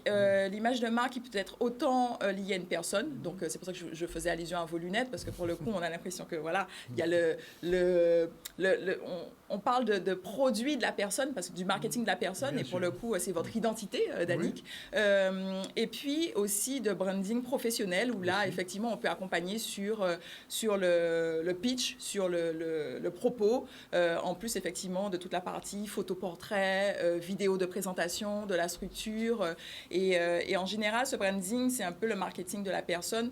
On parle de ce que vous aimez, de là où vous voulez aller, des couleurs qui vous reflètent, des formes et à partir de tout cela, on vous crée un univers qui est le vôtre, hein, mais souvent que vous ne maîtrisez pas forcément, pour pouvoir parler avec un petit peu plus de poigne et plus entre guillemets, d'audace et de résultats à la fin. Sandra, c'est la dernière question. On s'est rencontrés récemment quelque part en Guadeloupe avec une Miss. À Trois-Rivières. À Trois-Rivières, on va le dire, allez, vous que dire encore pas là. Bon, bref, à Trois-Rivières. Est-ce que la communication pour une Miss, c'est ce qu'il y a de plus facile à faire dans le contexte actuel? Alors, non, et en plus, en l'occurrence... Surtout qu'on a été Miss. En l'occurrence, on peut en parler, hein. C'est une communication très compliquée, parce que très polémiste. Oui, les Miss, ça plaît en Guadeloupe, mais en même temps, ça crée énormément de polémiques. Donc, c'est pas forcément une communication... Il y a eu beaucoup de polémiques pour la Miss. Chaque année, en fait. Chaque année, chaque année, il y a des polémiques, parce que les gens qui ne gagnent pas, qui sont pas contents. Parce que, voilà. Mais au-delà de ça, c'est une communication qui est intéressante, parce qu'elle est sur des valeurs positives. On est sur cette idée, et moi, c'est ce qui m'anime, hein, depuis le début, et c'est vrai que j'ai eu à cœur de reprendre ce comité par rapport à Madame Emmanuelle. Je lui fais un clin d'œil à chaque fois, parce que c'est vraiment quelqu'un qui compte pour moi et qui me fait des messages tous les jours avec un petit mot bienveillant, ou en tout cas une fois dans la semaine. L'idée, c'est de pouvoir transmettre à des jeunes femmes ce qu'on a pu apprendre, et puis ce qu'elles font, c'est relayer auprès de leur public, de leurs audiences, des causes, des choses qui leur tiennent à cœur. Et c'est justement elles qui font briller cette Guadeloupe, parce on est dans un contexte compliqué, on parle de choses négatives, mais je crois qu'on a besoin aussi de positif pour sortir la tête de l'eau et se dire qu'il y a des possibilités, il y a des challenges à avoir. Et d'ailleurs, je fais un gros clin d'œil dans cette période difficile à tous ceux qui sont bloqués, embarrassés. Mais je crois qu'il faut comme on dit, si on des autres qu'à mettre en l'autre, je pense que Ça fait globalement... 2 fois aujourd'hui j'entends ça. Ouais. Bah, je n'ai pas entendu le début, mais en tous les cas, l'idée, c'est qu'on puisse avoir un avenir meilleur pour nous, Guadeloupéens. 2 petits mots avant de partir sur nos 2 Miss, Ludivine qui se prépare pour le 11 et Oui. le 12, Bottineau. Exactement, Ludivine Edmond, notre Miss Guadeloupe, qui va concourir à Miss France, donc samedi 11 décembre sur les chaînes de TF1 à Caen. Elle va concourir et on est Elle est en avec France toi. en ce On est avec moment. toi, On l'a Ludivine. reçue ici, on l'a reçue quand même. Oui, vous l'avez reçue juste avant qu'elle ne parte. Oui. Oui, eh bien, effectivement, elle est déjà dans l'Hexagone. Elle est partie sur un séjour à l'île de la Réunion avec toutes les candidates. Et là, elle est en train de se préparer donc, sur notamment les sujets de chorégraphie. Hein, Il va falloir communiquer là-dessus dans les jours qui viennent. Oui, la communication, elle a commencé. On n'a pas lâché sur les réseaux sociaux. Et puis, on va avoir effectivement un communiqué de presse qui va partir avec des visuels qui vont être renforcés. Et l'idée, effectivement, c'est que tout le monde la soutienne puisque c'est une jeune femme époustouflante, Ludivine Edmond. Retenez ce nom, elle va aller loin. Alors, l'autre Miss... Et l'autre Miss, c'est notre Miss France, jusqu'au Clémence 11, Bottineau. jusqu'au Oui, 11. le mois de décembre, c'est un mois en général où il y a des sujets liés effectivement aux ambassadrices. Clémence Bottineau, malheureusement, a été diagnostiquée...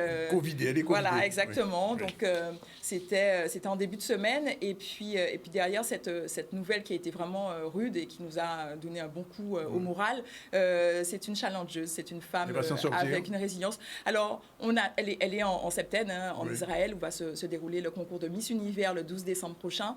Oui. Et je vous invite à suivre ces réseaux parce que... Donc, on a 2 rendez-vous, le 11 et le 12. Le 11 et le 12. Oui, ça fait comme il y a 2 ans où on avait Miss France, Clémence Bottineau, et puis Ophélie Mizino qui se présentait à Miss Monde. Ça fait un beau clin d'œil. Donc, on espère qu'au final, on va avoir de beaux résultats, comme il y a 2 ans.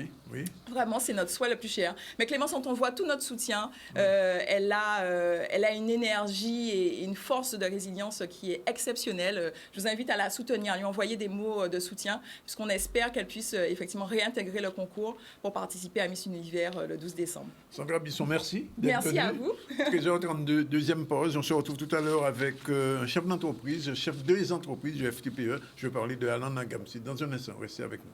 Voilà, il est 13h38, je vous l'ai dit, nous allons recevoir un patron des patrons, monsieur Alain Nagam, qui est le président de la FTPE Guadeloupe. Bonjour. Bonjour. On va parler du manifeste tout à l'heure. Mais avant, il y a eu beaucoup de critiques à l'encontre de Victorin Lurel. À la limite, Nisis Mundi, pas même pointé en Guadeloupe encore. Il a tenu à faire une réaction au micro de Maurice Cessé. Il a réagi sur les critiques qui lui sont faites. On regarde un peu un extrait.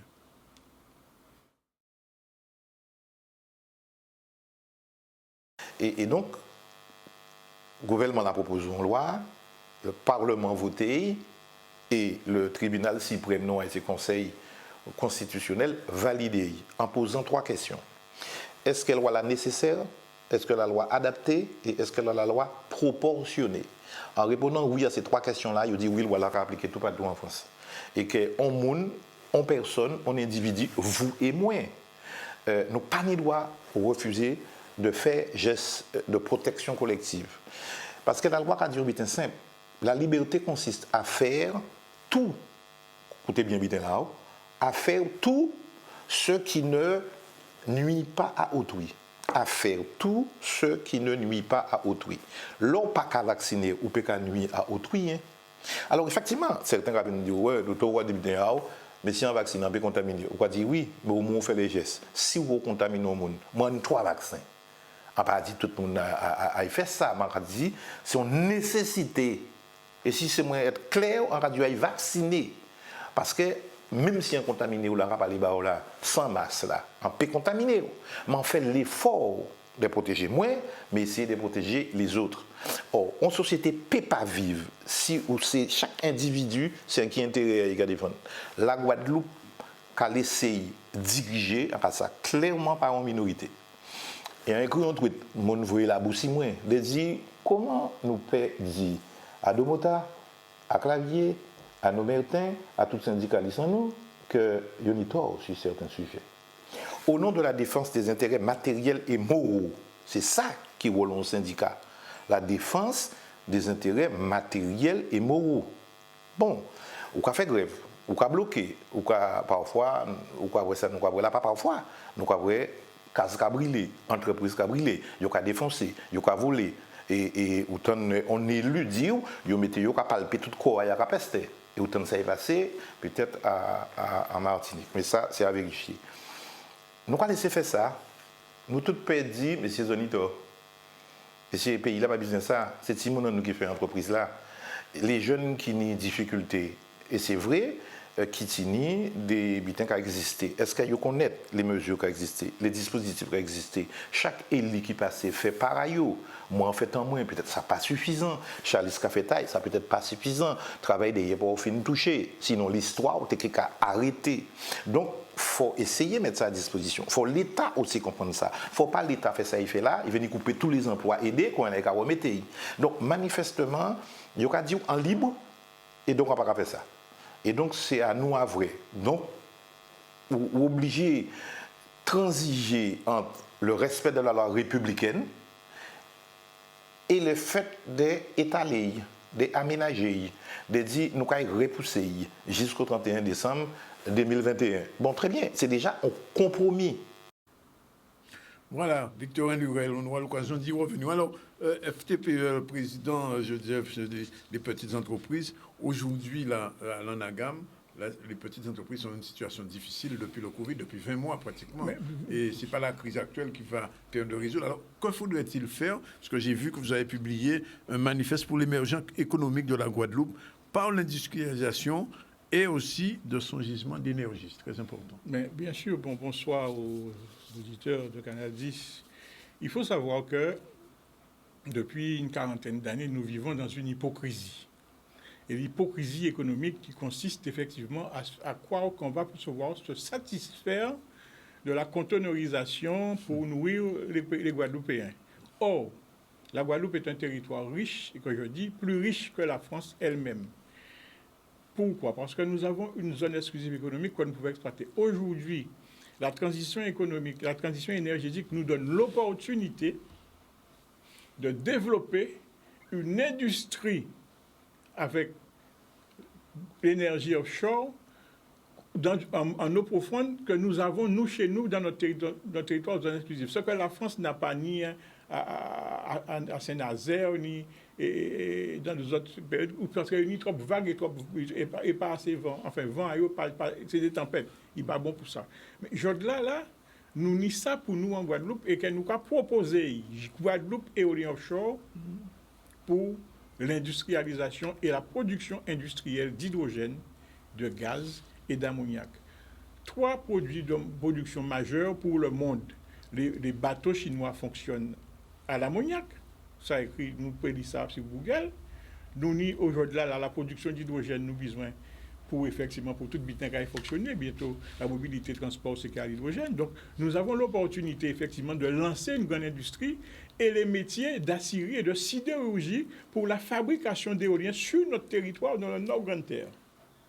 Pourquoi allons-nous croire que la Guadeloupe est trop petite pour faire ça? Donc, c'est ça que, effectivement, que nous proposons. Donc, le manifeste pour l'émergence pour dire que, enfin, allons arrêter, effectivement, de nous saborder nous-mêmes en disant quoi. Et il faut que nous apporter une réponse à la jeunesse guadeloupéenne, parce qu'aujourd'hui, est-ce qu'on va pouvoir leur faire passer d'insertion en insertion, d'emploi aidé à emploi aidé, sans perspective, parce que le marché aujourd'hui, les perspectives économiques ne peuvent plus faire travailler les jeunes. Ouais. Ce n'est pas parce qu'on va faire quelques routes, on va donner des chantiers aux bâtiments. Parce que surtout quand on sait que la délinquance est arrivée chez nous en Guadeloupe avec les HLM.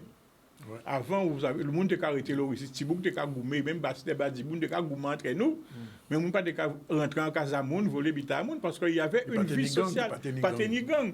C'est HLM qui menait ça à Casanou, parce qu'effectivement, il y a un modèle qui était franco-français, adapté à un territoire tropical. Donc, plutôt que faire ça, aujourd'hui, nous, ce que nous disons, depuis 4 ans, nous avons défendu nos projets. Un projet qui Guadeloupe aujourd'hui pour répondre à la construction des éoliens sur notre territoire, à l'installation des éoliens. Et aujourd'hui, la pré-étude de faisabilité, elle est faite. Ce que nous attendons, et c'est pour ça, parce que le projet doit être porté par la collectivité régionale. Pourquoi? Parce que là, on doit établir l'étude de faisabilité pour bien comprendre que nous sommes dans le respect de l'environnement et que nous respectons la route de navigation maritime, parce que les éoliens seront basés au large d'Anse-Bertrand.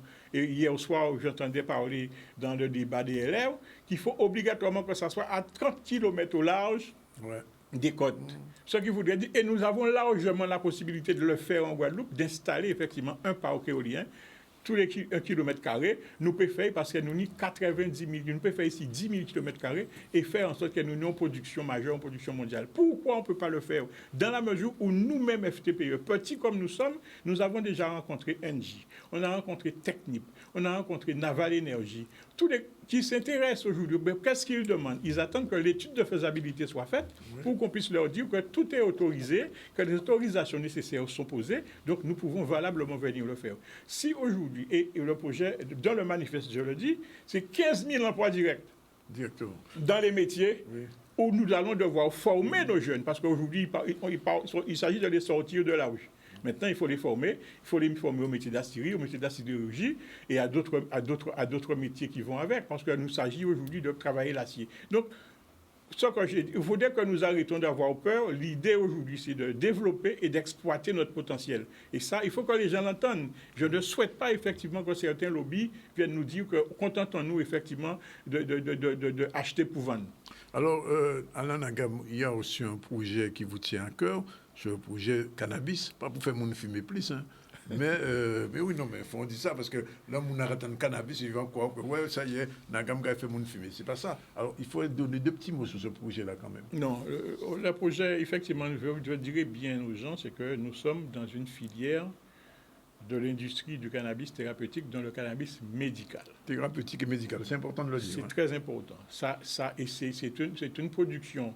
Puisque ici, il faut savoir que le projet que porte la FTPE et ses partenaires canadiens, l'Éveillé Manitou Santé, c'est un projet de production d'une qualité de cannabis qui sera propre à chez nous, avec la production, la transformation, le packaging, la commercialisation et la distribution avec nos partenaires.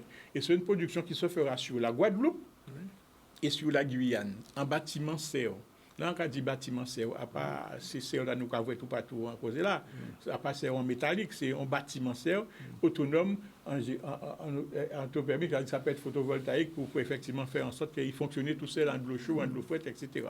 Il est installé à Capester-Bello, à côté de l'hôpital, là, pour la Guadeloupe. Pourquoi? Parce que ni de l'eau, déjà là, c'est un terrain irrigué. Et aujourd'hui, on a la garantie de financement. Ce que nous attendons, c'est les autorisations de production. Parce que là, c'est tellement opposé au cannabis, on le sait. Et il faut savoir que nous sommes dans une spécificité très panocytose, parce que c'est ça qui nous intéresse, nous, que ce soit nous dans la Caraïbe, mais aussi en Afrique. D'accord. Donc, c'est notre réseau. On a choisi le réseau médical parce que c'est le réseau qui est porteur. Donc, Guadeloupe, et d'autant plus que les études qui avaient été faites il y a quelque temps avaient donné que les Guadeloupéens étaient d'accord à 70%, depuis c'est pour les Guadeloupéens travaillent. Eh bien, oui, le projet cannabis thérapeutique. Combien d'hectares de cannabis il faudrait pour ça? Non, c'est même pas sur des hectares. C'est-à-dire qu'un bâtiment serre, c'est 2500 mètres carrés. D'accord. On va partir sur 4. 4, ouais. Aujourd'hui, 10 000 mètres carrés. Pourquoi? Parce qu'il faut les laboratoires, parce qu'il faut savoir qu'il y aura la production, la transformation, mais il y a aussi les laboratoires de recherche. On va devoir pouvoir donner du travail à nos jeunes chercheurs. Parce que, dites-vous, on travaille avec Covachim, Madame Guylaine à Saint-Claude, on travaille aussi avec l'INSERM, on travaille avec l'université. Nous voulons faire un schéma économique, industriel, scientifique. Est-ce que la France est déjà d'accord pour le cannabis thérapeutique? Parce que c'est ça aussi la clé. La France est sur le chemin, parce que de toute façon, il y a une conférence justement organisée au ministère de la Santé, justement, sur le cannabis médical le 16 décembre. Nous y participons pour effectivement faire savoir ce que nous savons faire, etc. Donc, à partir de cela, les choses, nous positionnons la Guadeloupe et la Guyane, bien sûr, dans les conditions de développement d'une telle industrie pharmaceutique. Bien Alors, je pose quand même la question, parce que c'est nécessaire. Les petites entreprises, depuis longtemps, on a parlé de Moratoire, Audiosaf, etc. Bon, nous sommes dans une situation compliquée qui y a déjà avec le Covid, et qu'il est là parce que depuis 15 jours, 3 semaines, les entreprises guadeloupéennes ne tournent pas. Qu'est-ce que vous pouvez leur dire en tant que FTPE? nous, effectivement, c'est une situation difficile. Malheureusement, ce que je propose, et ce n'est pas d'aujourd'hui qu'on le dit, pour que nous ayons une considération de la situation des petites entreprises, parce que nous avons l'eau qui méritait jeter, nous avons l'eau qui est en difficulté, il faut nous reconstruire l'économie à la Guadeloupe. Il faut nous rebailler au ballon. Pour ça, il faut nous organiser les assises de l'économie sociale, de l'économie et de la vie sociale, pour la considération, bien entendu, de la situation de la Guadeloupe. Nous avons une situation où nous arrivons en fin de modèle. Là, nous allons rentrer dans une faillite économique. C'est-à-dire que nous arrivons en bout à cordon haïtienne comme on a, et continuer. Car nous, une seule solution, c'est de remonter. Donc, si nous, au fond du pays, aujourd'hui, il faut qu'avec les institutions de l'État, institutions fiscales, il faut que nous changeons la relation administrative, fiscale et sociale des territoires de la Guadeloupe, de la Martinique et de la Guyane. Parce que, là, à 56%, est-ce qu'on va rester à vitam aeternam à parler des dettes sociales et fiscales, etc., en sachant que ça empêche aux entreprises de répondre au marché? Pas gagner et marché, mais en fin de compte, il y aurait des difficultés. Et ce qui se passe, c'est que quand on parle de remplacement, effectivement, comme nous ne sommes pas en capacité de répondre valablement, d'autres entreprises viennent, parce que nous avons cherché de travail tout partout, à part un incident. Donc là, ils ont rentré, ils ont en capacité de répondre, parce que peut-être qu'ils ont sorti créé, comme ça s'est passé après Yuma. Ouais. Il y a une entreprise qui s'est créée l'année de Yuma, il a raflé quasiment tous les marchés de reconstruction à Saint-Martin. Parce qu'il était accompagné aussi par certains monde qui Saint-Martin, qui a fait grand lobby, même incident, il a fait. Mais c'est ça. Donc, en fin de compte, il faut que soit on accepte d'accompagner les entreprises guadeloupéennes, soit nous pas dire qu'on qu'elles ne sont pas fréquentables et qu'elles ne veulent pas. Parce qu'aujourd'hui, il faut vraiment, et je le dis avec solennité, il faut vraiment que si nous voulons dorénavant, après 2021, donner une chance à la Guadeloupe, il faut que nous apprenions effectivement à nous considérer et à nous faire confiance, mais surtout qu'on arrête cette hypocrisie de faire croire que ce que nous faisons aujourd'hui, il dépassait, il n'est pas bon encore. Bien, c'est la fin du modèle que vous avez connu. De toute façon, Alan, on va vous revoir après le 16 pour dire nous exactement ça qui décidé par rapport à cannabis. Non, mais de toute façon, quand il y a tout le monde, ça ne va pas nous faire manquer ça. Pour l'instant, conférence là, son conférence, c'est scientifique quand il parle. L'Allemagne va autoriser bientôt. Il va rester. La France qui est un petit village gaulois en termes de production, parce que c'est comme ça. Un village astérix, un petit village gaulois, c'est tout bitin à roumain. Eh bien, c'est ça qui risque d'arriver la France tout à l'heure. Il y a un petit village fermé. S'il pas toutefois, il pas rentrer dans l'ordre mondial et dans l'ordre européen, parce que l'Europe j'adore. Donc, c'est simplement ça. Donc, c'est pour dire que aujourd'hui, nous venons de là, c'était parce que manifeste là, c'est très clair. C'est important, Géo. Oui. Ça va permettre effectivement que nous construisons à venir à la Guadeloupe et que nous situions effectivement dans la Caraïbe, contre Trinidad et contre Tobago, pour nous effectivement un territoire d'exportateur d'énergie, mais d'énergie propre. Parce qu'effectivement, nous avons produit l'hydrogène, mais c'est l'hydrogène vert. Encore une toute petite question, répondre rapidement avant nous, puisque nous avons chronique tout à l'heure. Là, on a vu que hier, la Barbade vient en République, la Barbade qui est 3 fois plus petite que la Guadeloupe. Qu'est-ce que ça fait en tant que Guadeloupéen? Mais oui, parce que c'est vrai, ça a vraiment un point au cœur. Parce qu'en cas d'Igaï, ça arrive, il y a parti à un cheminement, nous tous, et c'est ça encore, Guadeloupéens toujours comprennent que comme il fonctionnait, comme il sait, il y a toujours on est de suffisance vis-à-vis. Et là, vous voyez, en croisière, il y a quoi, il y a ceci, etc. Mais regardez, la Dominique est en train, depuis bien longtemps, parce que la Dominique arrive avec la géothermie pour nous dépasser.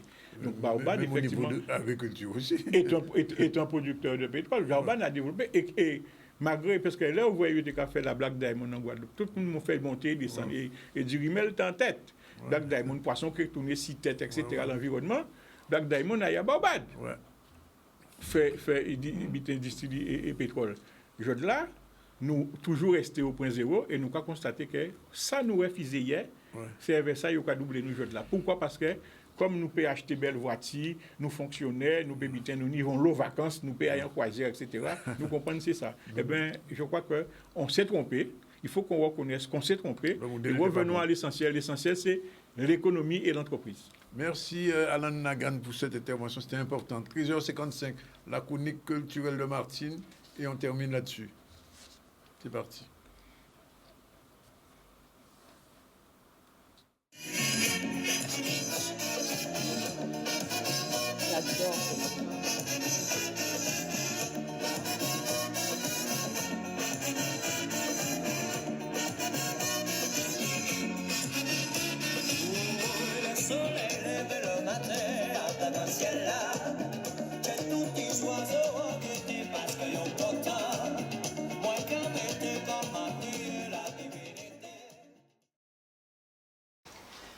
Bonjour, chers auditeurs de Canal 10, de RHT, de C10. Je vous souhaite la bienvenue et bien sûr, je salue également mon fan club. Nous sommes dans la CSM de ce mercredi 1er décembre et Noël approche maintenant à très grands pas. En tout cas, ne perdons pas nos bonnes habitudes. Je vous propose tout de suite l'éphéméride de ce jour. Nous sommes le 335e jour de l'année, 48e semaine. Et nous ne sommes plus qu'à 30 jours de ce 31 décembre. Aujourd'hui, nous fêtons les Florence et les Loïc. Le programme aujourd'hui de la CSM sera non pas bref, mais en tout cas axé sur des revues de presse de la culture parce que nous avons très peu d'événements. Mais une bonne nouvelle, je vous parlerai un peu de Noël aussi avec quelques belles photos et les traditions de Noël dans d'autres pays que le nôtre. On va commencer tout de suite par la revue de presse et immédiatement je vais vous parler de cette initiative qui a lieu en ce moment, qui est en fait lancée par le ministère de la Culture. C'est la 3e édition des États généraux des festivals. Ça rassemble les professionnels du secteur, mais aussi avec une ambition qui est celle de réinventer un petit peu la manière dont les festivals vont se tenir. On sait qu'aujourd'hui les choses sont compliquées, entre Covid, pass sanitaire, etc., jauge. Donc il fallait redynamiser cette filière qui a déjà durement souffert de problèmes sanitaires. Avec quelques chiffres, il faut savoir que 30 millions d'euros de subventions vont être accordés par le ministère de la Culture pour relancer les festivals et c'était en 2021. Aujourd'hui, on peut noter que 30% de la proposition des spectacles en France sont des festivals. Plus de 20% des Français déclarent pratiquer ou en tout cas participer à des festivals chaque année. Et enfin, 30% des spectacles, je vous l'ai dit, sont des festivals. Aussi, c'est un événement majeur que celui de cette fin d'année, qui a lieu d'ailleurs aujourd'hui, en ce moment où je vous parle. La 3e édition de ces États généraux du festival se tient en ce moment à Toulouse. Alors bien sûr, on ne peut pas y être, mais je vous ai quand même fait un petit retour de ce qui va se dire. Tout d'abord, de quoi s'agira-t-il? Dans un premier temps, de la restitution de la démarche de cartographie des festivals sur l'ensemble des régions, mais également bien sûr la région Guadeloupe, Martinique, et les Outre-mer. En quoi cela consiste? Eh bien, c'était un peu une collecte de l'ensemble des festivals qui se tiennent dans l'ensemble de ces régions et de pouvoir les positionner sur une plateforme de sorte que le public puisse avoir à un moment donné une visibilité complète sur les festivals. La deuxième chose sur laquelle ces États généraux vont se positionner, c'est la présentation d'une charte de développement durable dans le cadre des festivals. C'est une thématique qui est suivie depuis les 3 années de ces États généraux et qui permettront d'avoir là aussi une sorte de fil conducteur, de manière de réaliser nos festivals dans le cadre du développement durable. Et la 3e chose, c'est la présentation des principes d'engagement de l'État en faveur des festivals. En tout cas, un document cadre va en sortir et j'aurai très probablement l'occasion de vous en reparler. Cet état généraux se tient au travers de sujets et d'échanges avec le public, l'exposé de la charte de développement durable pour les festivals, mais également la présentation d'un principe d'engagement de l'État. Un deuxième sujet, également toujours autour de l'activité culturelle, c'est un focus qui est mis sur les cultures locales qui sont plébiscitées dans les Outre-mer. Et donc une série d'enquêtes est actuellement en cours. Tout ça pour essayer d'étudier les comportements culturels dans différents territoires, et plus particulièrement en ce moment dans les territoires ultramarins que sont les nôtres. En fait, depuis une 50aine d'années, les enquêtes du ministère de la Culture sur les pratiques culturelles des Français a permis de documenter sur les comportements des citoyens. La Guadeloupe, la Martinique, les Outre-mer n'avaient pas encore été étudiés, et aujourd'hui c'est le cas puisque ces enquêtes vont se tenir sur nos territoires. Avant, il y a eu Mayotte, il y a eu la Réunion et en cette fin d'année, eh bien, la Martinique, la Guadeloupe et la Guyane vont également faire partie de cette enquête. Il en ressort que les populations de ces territoires ultramarins ont une forte appétence, mais ça, nous le savons, pour la musique, les pratiques culturelles locales, mais également les langues, notre langue créole, entre autres. Le créole en Martinique est plébiscité, en Guyane également, mais là, il ressort que, par exemple, le créole haïtien aussi est très présent sur nos territoires et le portugais pour la Guyane.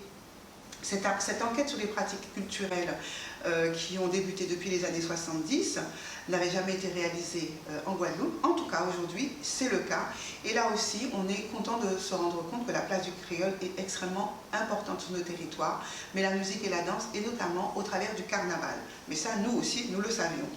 La transmission, en tout cas entre générations, est très forte. Elle est extrêmement forte puisque c'est l'oralité qui prime encore sur nos territoires parce que nous sommes nombreux à parler créole, mais également à faire usage dans notre quotidien de cette langue. Voilà pour cette enquête, mais je reviendrai très probablement dessus. Enfin, une dernière annonce qui, là aussi, est intéressante pour nos territoires. Le Centre national de la musique annonce un plan musique de plus de 1 million d'euros pour les Outre-mer. Et ce fonds permettra de mettre en œuvre, dès la fin de l'année 2021, une série de mesures d'urgence qui vont être engagées en 2022.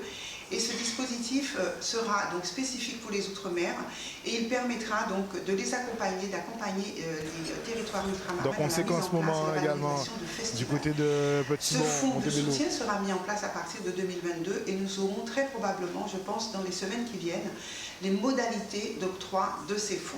Je reviendrai très probablement dessus pour vous donner plus d'informations parce que ça nous intéresse énormément. Et voilà, nous allons passer maintenant rapidement donc à Noël. Noël qui approche avec ce florilège de photos, d'abord sur Mulhouse où je suis passée, où vous pouvez admirer donc tout d'abord donc les illuminations. C'est un mot qui est difficile à dire, les illuminations du centre-ville de Mulhouse et puis également du marché de Noël qui s'est tenu, qui se tient toujours en ce moment, avec comme seule obligation le port du masque. Ça c'est chouette parce que ça a permis que beaucoup de personnes puissent y participer. Et puis je vous joins également quelques photos qui sont celles de New York par exemple. Alors la particularité de Noël à New York, le savez-vous, il paraît que ce sont les illuminations incroyables qui se tiennent dans la ville. Et à New York, eh bien effectivement, c'est une tradition très forte. Les décorations de Noël, les fêtes de fin d'année démultiplient ces décorations. Et New York est sans doute l'une des villes où il y a le plus de traditions de Noël. Noël emblématique avec le sapin qu'on retrouve à Rockefeller, mais également les comédies musicales sur Broadway, la patinoire centrale de Central Park et d'autres encore illuminations. Donc ça c'est tout de suite après Thanksgiving et jusqu'au 31 décembre, eh bien, les habitants de Brooklyn se retrouvent à venir admirer ces décorations en se promenant dans les rues de New York, là où les touristes également ont plaisir à venir voir toutes ces façades illuminées et décorées, avec bien sûr des sapins géants comme c'est la tradition là-bas. Un autre Noël un peu spécifique, celui de Pologne, pardon, et là c'est plus de 12 plats la soirée de Noël. Waouh! Les Polonais ne chantent pas Noël avant le 24 décembre. Ils ne commencent à le chanter qu'après la messe de minuit, qu'on commence à la chanter Noël. Et le chant le plus populaire, c'est le « Il est né le divin enfant ». Le saviez-vous? En effet, la plupart des Polonais, pour eux, la fête de Noël, c'est une grande fête, c'est la plus grande fête de l'année. Et pendant la période de l'avant-Noël, les Polonais préparent donc le fameux pain d'épices polonais, typique, délicieux paraît-il, je n'y ai jamais goûté, et en forme de biscuits et de petits gâteaux. Et la veille de Noël, les familles donc se retrouvent, décorent leur arbre de Noël bien sûr, et partagent un dîner qui est composé de 12 plats différents. Pourquoi? Parce que ça leur représente, chaque plat représente donc les 12 apôtres. Le plat vedette, c'est la carpe, un poisson qui est censé apporter la bonne fortune toute l'année. Et l'autre plat star de ce Noël, ce sont des boulettes polonaises qu'on appelle des boulettes cuites dans une soupe de betterave. Bien, ça a l'air en tout cas délicieux.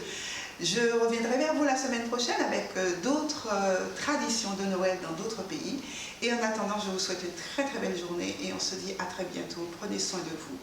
Bye bye dans la CSM avec Martine. Voilà, 14h05, c'est la fin du ZCL News de ce mercredi 1er décembre. Je rappelle qu'on a reçu en début du ZCL Olivier Nicolas, le premier secrétaire fédéral du PS en Guadeloupe. Avec lui, on a un peu parlé de ses propositions pour la sortie de la crise et de l'impasse. Il a fait ses propositions du PS. Tout le monde n'est pas d'accord, mais enfin, il les a faites. Ensuite, on a reçu Sandra Bisson, elle est experte en communication management. Elle a été aussi Miss Guadeloupe il y a 20 ans exactement. Et c'est elle qui, aujourd'hui, s'occupe de la Miss qui se trouve en France en ce moment, Ludivine, qu'on a vu, qu'on a reçu ici. Elle a aussi parlé de Clémence Bottineau qui a eu quelques petits soucis en Israël. Elle a la présentation de Miss Monde. On a reçu Alain Nagam, le président de la FTPE Guadeloupe, qui a fait des propositions pour un manifeste qui vient d'être publié. Et puis on vient de terminer avec Martine Fazier, la chronique La culture selon Martine. Sinon, l'actualité, ça a été aussi la réaction autour de du barrage de Montebello qui a été supprimé ce matin, mais au moment où on ne sait si vous mettez. Rivière des Pères, les riverains ne sont pas contents du tout de la décision prise par le gouverneur qui interdit aux gens de Rivière des Pères de se rassembler à plus de 6. Ils n'ont pas appris même. Et ils ne sont pas contents. Ils l'ont dit au maire et ils le disent au préfet. Et assurer certain que mon Rivière des Pères, il peut continuer à sembler à plus de 6, même si ça a causé un problème. Les commerçants de Pointe-à-Pitre ne sont pas contents, ils sont un petit peu moroses parce que le business ne redémarre pas après la crise. C'est vrai que les routes de Pointe-à-Pitre étaient un petit peu vides tous ces jours-ci. Et puis on a eu la réaction de Victorien Durel, rien d'inhabituel. Il pour le vaccin, il pour le pass sanitaire, il pour tout bitin, et il pour Macron aussi, visiblement. Et on a entendu au micro de Maurice Tessier. La réalisation était faite aujourd'hui par Yann. Et demain, on se retrouve, demain jeudi, pour une nouvelle édition du ZCL News, l'émission que vous aimez sur Canal 10. À demain, à dans notre soleil.